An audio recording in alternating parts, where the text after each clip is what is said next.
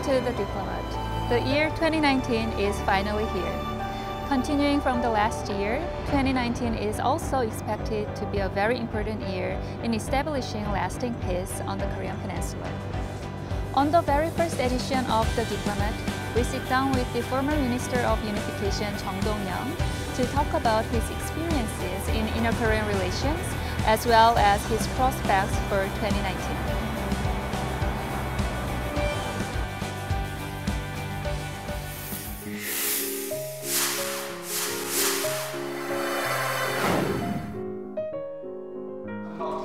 제주 해경 통과에 합의하고 여러분의 기대와 함께 국민 여러분 평화적으로 해결하기 위한 실질적인 조치를 취해 나가기로 하였다.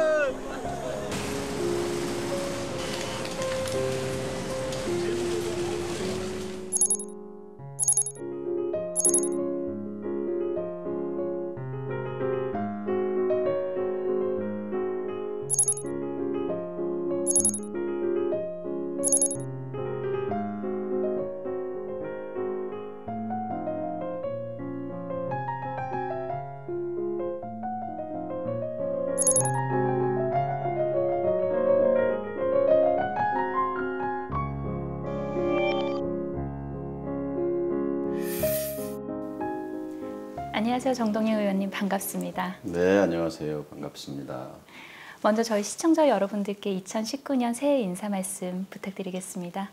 네, 지구촌에 계신 아리랑 TV 시청자 여러분, 지구가 평화로운 2019년이 되기를 소망합니다. 올 한 해는 제발 전쟁이 없고 그리고 대결과 갈등 대신 화해와 그리고 평화가 넘치는 지구촌이 되기를 간절히 소망을 합니다. 네, 고맙습니다.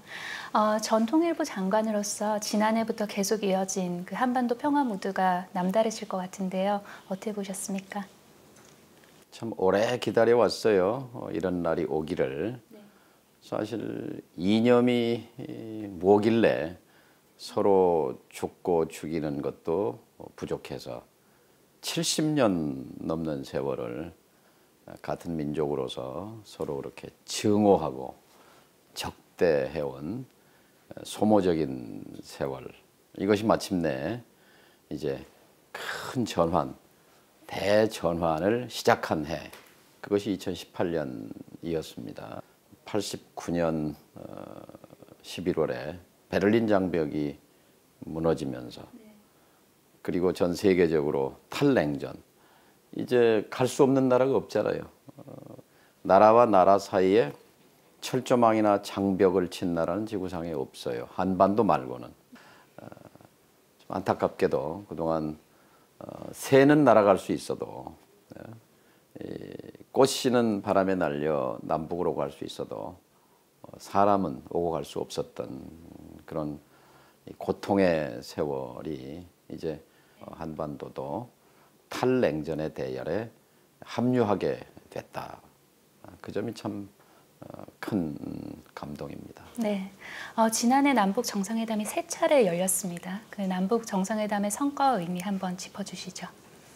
작년 4월 27일 날 판문점 남북 정상이 그 군사 분계선이라고 그러죠. MDL 그 선을 넘어갔다가 다시 왔다가 그 간단한 그 선인데 그 선 하나가 그렇게 서로를 갈라놓고 이제 그게 4.27 선언의 극적인 장면이었고 더 이상 전쟁은 없다.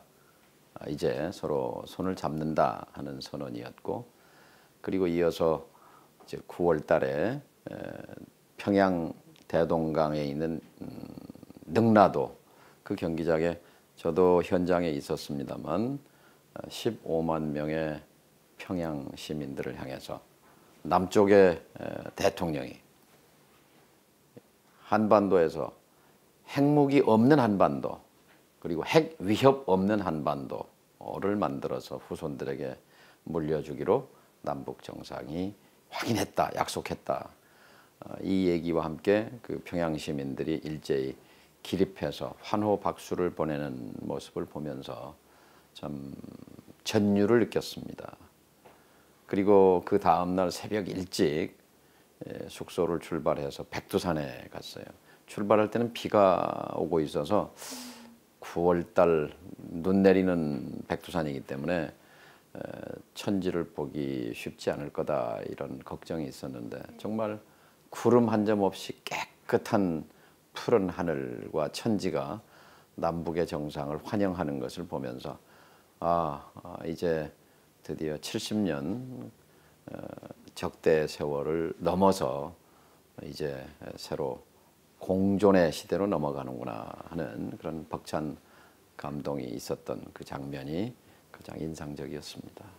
9월에 평양 방문하셨을 때 소회 짧게 밝혀주셨는데 작년뿐만이 아니라 2005년, 2007년도 방문하셨었잖아요. 당시 평양과 작년의 평양 어떻게 달랐던가요? 그러니까 10년 전과 평양은 완전히 방향이 달랐던 것 같아요. 그러니까 2005년, 2006, 7년 그때 갔을 때는 그러니까 미제국주의 타도, 선군 정치, 군사 강국 건설, 핵과 미사일 이런 것이 강조되는 분위기였고 그런 선전구호가 난무했다면 일체 그런 게 사라지고 그 자리를 대신한 것은 과학으로 비약하고 교육으로 미래를 담보하자. 과학으로 비약하고 교육으로 미래를 담보하자. 그러니까 마치 1970년대 말 80년대 덩샤오핑 지도자의 개혁개방 노선 아래 북경이나 상해에 가면 과교흥국, 과학과 교육으로 나라를 일으키자 하는 중국의 그런 분위기가 마치 평양에 그 과학과 교육을 강조하는 그런 슬로건에서 묻어났습니다. 제 느낌으로는 북한이 기술을, 비행기로 말하자면 기술을 남쪽으로 돌렸다, 기술을 바꿨다. 남쪽을 보니까 잘 살잖아요. 네. 우리도 잘 살아봐야 되겠다.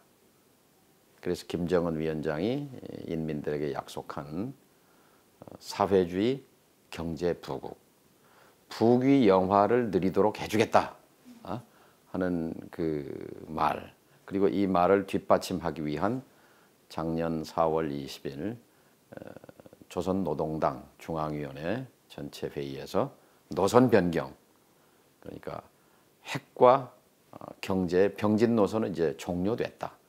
이제 경제건설 집중 노선이다 하고 이것을 대내외에 천명한 거거든요. 이 경제건설 집중 노선은 북한 인민들의 입장에서는 굉장히 다행스러운 거고 또 인민들이 굉장히 좋아하는 것이죠. 방향 전환이. 이 고난의 행군 시절은 물론 선군 정치 시절 또 핵과 미사일 대결을 강조하던 시대에 인민의 삶은 고달팠잖아요. 근데 이제 인민의 생활의 질, 삶의 질, 그리고 경제에 집중 이런 노선은 북한 인민으로 봐서도 다행스러운 노선 전환이고 또 이것을 이루어낼 때만이 세습 3대 체제로서의 비판과 한계를 김정은 위원장이 뛰어넘을 수 있는 거죠. 방향을 바꾼 평양에 대해서 말씀해 주셨는데요. 그 의원님께서 통일부 장관으로 재직 당시 김정일 위원장을 오랜 시간 동안 만나셨다고 들었는데 의원님 보시기에 그 김정일 위원장과 그리고 김정은 위원장 어떻게 다른가요? 아버지와 아들이니까 닮은 점이 있고 같은 점도 있고 다른 점도 있죠. 아마 남쪽 사람으로서 아버지와 아들을 같이 만난 사람이 그렇게 많지는 않을 거예요. 아버지나 아들이나 둘 다 거침이 없는 스타일, 그러니까 내부를 확실하게 장악하고 있다는 그런 자신감 같은 게 똑같이 느껴졌다면 다른 점은 아버지는 좀 수동적이고 좀 조심스러운 반면에 아들은 좀 더 과감하고 적극적인, 물론 이제 젊은 지도자의 특성입니다만, 그리고 무엇보다도 가장 중요한 차이는 아버지는 일평생 동안 비행기를 한 번도 안 탔어요. 그러니까 북경 모스크바로 기차로 다녀오긴 했지만 비행기를 탄 일이 없고, 그러니까 북한에서 태어나고 자라고 교육받고, 그런 반면에 이제 아들은 아버지가 그런 교육 기회를 준 거죠. 12살부터 17살 때까지 5년 넘게 유럽에 가서 스위스에서 중고등학교 과정을 이제 거쳤단 말이에요. 그러니까 외국어도 익숙하고 영어, 독일어, 뭐 그다음에 서양의 유럽의 문물을 직접 살아봤잖아요. 가서 학교 다니고 공부하고 친구들과 놀고 대화하고 하면서, 그러니까 아버지와는 이 세계를 이해하는 그 관점, 시야가 다를 수밖에 없는 거지요. 그게 가장 큰 차이라고 봅니다. 그래서 또 이제 그런 자신감을 바탕으로 해서 우리도 좀 잘 살아봐야 되겠다. 17살 나이 땐가 그 일본인 요리사가 있어요. 나는 김정일의 요리사다 하는, 요리사라는 책을 쓴 후지모토 겐지라는 사람이 쓴 책에 보면 17살에 스위스 유학에서 돌아와서 가족들과 원산에 이제 여행을 갔다가 밤에 돌아오는데, 그 17살 이제 소년 청년이죠. 김정은이 기차 속에서 이제 자기가 졸고 있는데 이제 후지모토 하고 말을 건네더라는 거예요. 내가 유럽에도 다 다녀보고 일본에도 가봤는데 가게마다 물건이 산더미 같이 쌓여 있다. 어느 가게를 가나. 근데 왜 우리 가게엔 물건이 없는 거지? 왜 우리 인민들은 이렇게 못 사는 거지? 계속 질문이 꼬리를 무는데 전과는 완전히 180도 다른 김정은의 모습이었다는 거예요. 이번 가족 여행에서 아버지로부터 뭔가 암시가 있었다. 그래서 그 뒤부터 이제 계속 다음 후계자는 셋째 아들 김정은이다. 이렇게 후지모토 씨가 이렇게 얘기를 했었는데요. 어쨌든 그 10대 소년 시절에 그런 문제의식으로부터 시작해서 왜 이 나라는 가난한가? 왜 우리는 잘 살 수 없는가 하는 문제의식을 오랫동안 품어왔다고 봅니다. 그래서 북한의 기술을 돌렸다 하는 것은 바로 김정은 위원장의 그 개인적인 포부이기도 하고 또 북한의 생존 전략이기도 하다고 생각합니다. 지난해 무산된 김정은의 답방 언제쯤 이루어질까요? 원래는 서울을 거쳐서 워싱턴으로, 그러니까 뭐 2차 북미 회담 장소는 뭐 워싱턴이 아니지만 한국을 거쳐서 미국으로, 이런 이제 코스를 생각했는데요. 근데 이제 이게 해를 넘기면서 일단 미국을 거쳐서 한국으로 이제 코스가 달라진 거죠. 이게 또 선순환 코스이긴 해요. 그러니까 2차 북미 정상회담을 통해서 비핵화의 가시적인 조치와 또 북이 바라는 상응 조치, 미국이 해줄 수 있는 제재 완화 조치가 교환되면서, 그러면서 이제 네 번째 서울 정상회담이 이루어지게 되면 남북 간의 전면적인 교류 협력, 경제 협력이 가능하게 되는 거니까 그게 좀 더 선순환 사이클이라고 볼 수 있죠. 현재 여러 분야에서 남북 교류가 이루어지고 있는데요. 그중 가장 주목할 만한 분야가 있다면 어떤 분야일까요? 군사 분야죠. 그동안은 사실 김대중 대통령 때의 햇볕 정책, 대북 포용 정책을 통해서 인적 교류, 경제 협력, 금강산 관광도 가고, 그다음에 개성공단도 만들고 아주 큰 성과들이 있었지만, 그러나 정치 군사 분야는 그렇게 앞으로 나아가기가 힘들었어요. 이게 발목을 잡은 거죠. 근데 이제 이번 작년 2018년도의 남북 합의와 실천 중에 가장 의미 있는 부분은 이 비무장지대를 비무장화하자는 거죠. 70년 동안은 이게 중무장지대였거든요. 그리고 늘 거기서 총질하고 서로 충돌이 있었어요. 뭐 갈등과 대결의 상징이기도 했고. 근데 이것을 비무장화하자. 그 상징적 조치로 전진 배치되어 있는 초소 GP를 10개씩 서로 폭파했잖아요. 철거한 거. 그건 사실 참 분단사에서 아주 획기적인 감동적인 장면인데요. 대단한 거죠.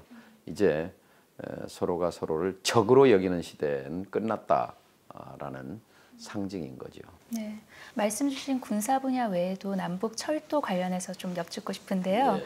의원님께서 대륙으로 가는 길이라는 그 연구소 만드신 만큼 아마도 개인적으로도 남북 철도 공동조사 사업에 더 많은 관심을 갖고 계실 것 같은데 어떠신가요? 길은요, 이 혈관이에요. 그러니까 70년간 혈관이 막혀 있었거든요. 그걸 이어보려고 무진 애를 쓴 것이 김대중 대통령 정부와 노무현 대통령 정부였는데 이번에 이제 비로소 저 압록강까지 신의주까지 저 문산에서 또 저 두만강까지 이제 남북이 함께 기차를 타고 동차는 북한 동차, 저 열차는 객차는 남쪽 객차가 한 2,000 몇백 킬로 이렇게 다녀왔어요. 굉장히 의미 있는 거죠. 저는 언젠가 평양역을 거쳐서 압록강 두만강을 건너서 저 시베리아 열차를 타자 그런 취지를 가지고 대륙으로 가는 길이라는 조그마한 연구소를 만들어서 지난 6년 동안 블라디보스톡으로 일단 비행기를 타고 가서 저 이르쿠츠크 또는 모스크바까지 해마다 회원들을 모집해서 가는 행사를 8.15 언저리에 했어요. 근데 이제 올해는 평양역을 거쳐서 한번 가보려는 그 계획을 갖고 있습니다. 이제 북쪽과 협의를 해볼 생각입니다. 네, 가슴 설렙니다. 2019년도에 남북 경협이 본격적 궤도에 오른다고 해야 될까요? 아니면 시작이 좀 된다고 해야 될까요? 그러기 위해서는 어떤 점에 좀 유념을 해야 될까요? 참 유엔 제재 틀이 답답하지요. 네, 이거는 이제 올해 이제 풀어야 할 숙제죠. 하나는 북의 완전한 비핵화의 속도를 내야 되는 거고, 그다음에 이제 제재 완화를 통해서 남북 경협이 이제 본격화돼야 되는데 그 첫 출발점은 개성공단 재가동입니다. 제가 통일부 장관 NSC 위원장 할 때 그때 개성공단을 열었어요. 2004년 12월에 첫 공장이 돌아가기 시작하고 125개 공장에서 남쪽에 자본과 기술이 가고 북쪽에 5만 5천 명의 노동자가 함께 뭐 구두도 만들고 옷도 만들고 운동화도 만들고 화장품도 만들고 자동차 부속품도 만들고 이것을 하루속히 열고 재가동하는 것이 그것은 우리 스스로를 돕는 일이기도 하고 또 북한에 대해서 뭔가 새로운 경제 집중 노선에 대해서 희망을 갖게 하는 조치이기도 합니다.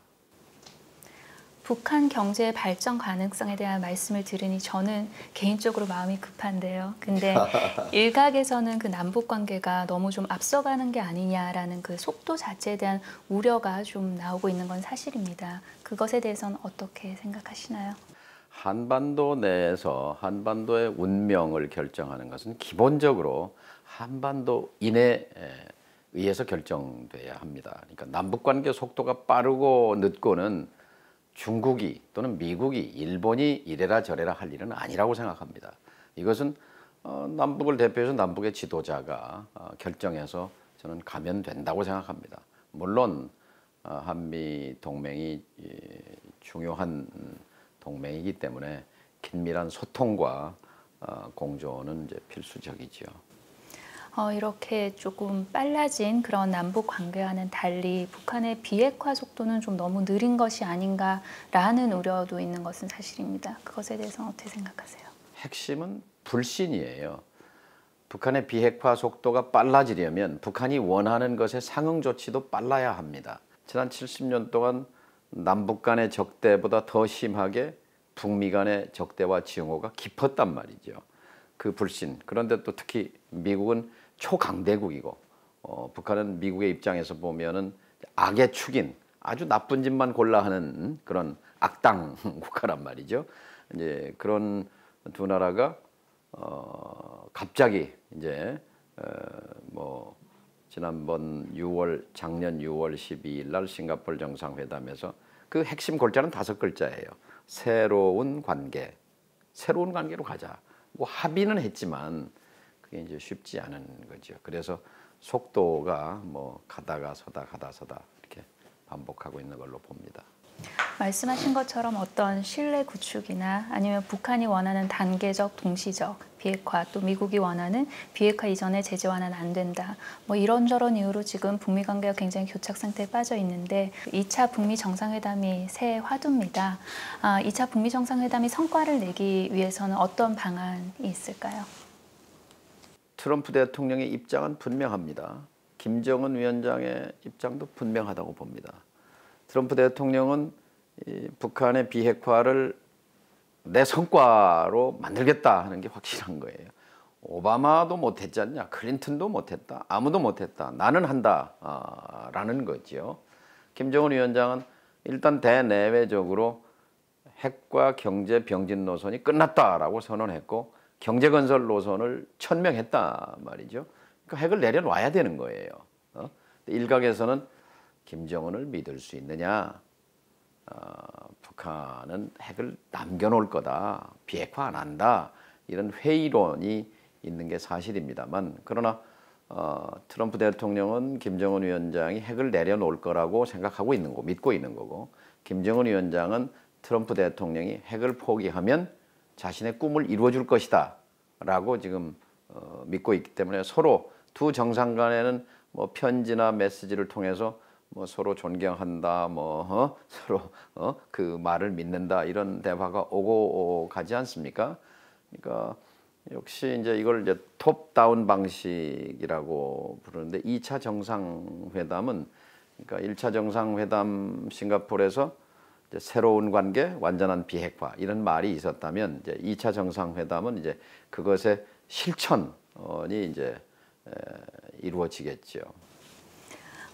올 2019년도에도 문재인 대통령의 어떤 중재 역할 이런 건 더 중요해질 것이라고 보는데요. 마지막 질문입니다. 2019년도 한반도 정세 전망해 보신다면요.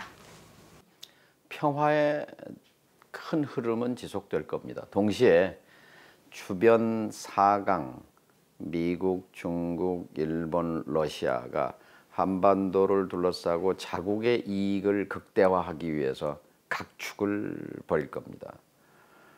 과거 우리는 이 지정학의 비극을 겪었던 나라예요. 강대국들의 이해관계가 충돌하면서 우리는 한때 식민지가 되기도 했고 분단이 됐고 전쟁이 났고 지독한 가난과 독재 터널을 지나오기도 했어요.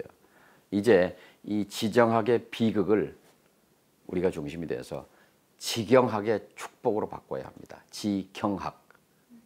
그러니까 남북이 핵 문제를 벗어나서 평화와 번영으로 가야 되고, 남북 경제 협력 등등을 통해서 새로운 한반도 평화 경제를 일으켜야 하고, 동시에 이걸 바탕으로 해서 미국, 중국, 일본, 러시아가 정치적으로 우리를 둘러싸고 각축할 게 아니라 경제적으로 협력하는 폭과 깊이를 넓혀서 새로운 기회를 만드는 것, 한반도의 지정학의 비극을 지경학의 축복으로 만드는 것, 이것이 새해 우리의 과제라고 생각합니다.